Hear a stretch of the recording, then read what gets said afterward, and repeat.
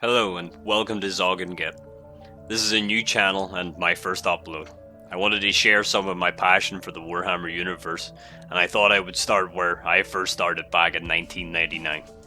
Orks Codex 3rd edition, authored by Andy Chambers, with cover art by David Gallagher, illustrations by Alex Boyd, John Blanche, John Wegley, Wayne England, and Neil Hodgins.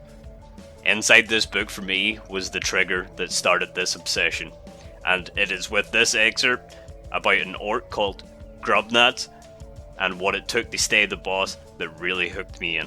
I hope you enjoy as well. The big guns boomed out with an earth-shaking roar, and their deadly cargo screamed overhead. Boss Grubnats squinted over the shattered wall at the Space Marines deploying at the bottom of the hill. They were unfolding into neat ranks, like a well-oiled machine, apparently oblivious to the explosions and shrapnel scrithing past. He hawked and spat a huge glob of green phlegm over the wall. There were loads of them, almost as many of them as there were orcs in the ruins. He ducked back down and looked over his own boys. After months of fighting, the survivors were getting bigger and tougher. Their green hides thicker and more gnarled, just like proper orcs. They were all excitedly slapping magazines into their shooters, cracking knuckles, sharpening fangs and blades, and bragging about how many marine boys they were going to kill. Grubnats decided that he would have to keep an eye on a young scabsnick. The extra slabs of muscle he was growing and the truculent look in his eyes showed that he had started getting ideas about being boss. He needed to be taught a lesson pretty soon. Time for that later, thought Grubnats, as he cursed them all roundly for being slackers and kicked them into a fighting line, no more than 2 or 3 to each gap in the wall. The last boys were in place as Space Marine bolter fire started blasting lumps out of the wall. Grubnats bounded to his feet and started blazing away, the boys following suit. Up and down the ruins he could hear the shouts and other mobs firing, though Grubnats reckoned he had got the first shot.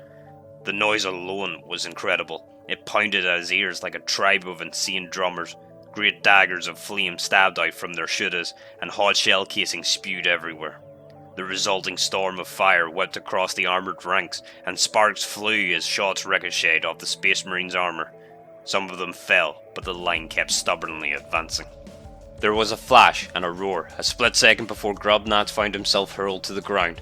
A series of raucous explosions followed. Rubble and dust flew from the walls with each concussion. Smoke and flames were snaking through the ruins. As the boys clambered to their feet, several were wounded, and some didn't get back up at all, even when they were kicked. Scabsnick was incautious enough to stand right up next to the gap in the wall, and was blown to bits by bolter fire where he stood. Grubnats felt vaguely disappointed that he wouldn't get to fight Scabsnick now that the stupid Zogger had gotten himself killed. The Space Marines must be getting close now. Time to back off to the courtyard. He led the dazed remnants of the mob in a crouching run back to the hollow shells of the building on the other side of the courtyard. Shots snarled and roared over their heads as they ran, but nobody was hit. There, the big guns were readied for another shot. Slavers cracked their whips, eliciting thin shrieks of pain from the grots struggling to push the guns back into position and lug more ammo forward. Grubnats took his boys to join up with the remnants of Rosgob's mob. Rosgob and his boys jeered at them as they came up, but it put more heart back into the boys as they cheered back. "Got chewed up and spat out," Rosgob shouted. "Didn't see you up there with food," retorted Grubnats. "You was busy running like a runt," Rosgob added with emphasis by kicking his ammo grunt for a good 3 meters. It was an impressive kick, but Grubnats wasn't about to concede that. At that point, armoured figures pushed through the gaps in the outer wall, and further exchanges of wit were cut short by the big guns going off again, with a crash that sounded like the end of the world. The carnage was impressive. What was left of the wall was painted with bright red blood, and armoured bodies were piled high around it. Rosgob and Grubnats led their boys into the open and charged forward, howling and loosing off shots as they ran.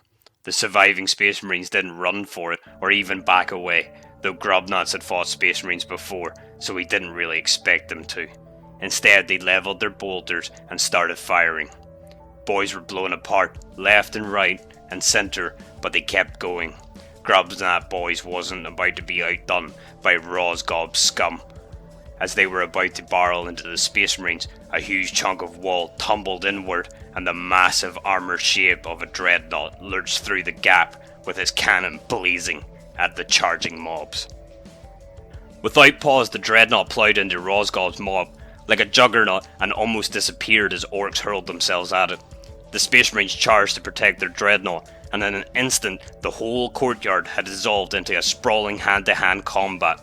This was the time all orcs lived for, the roaring, blood-pumping, heart-racing mayhem of face-to-face fighting.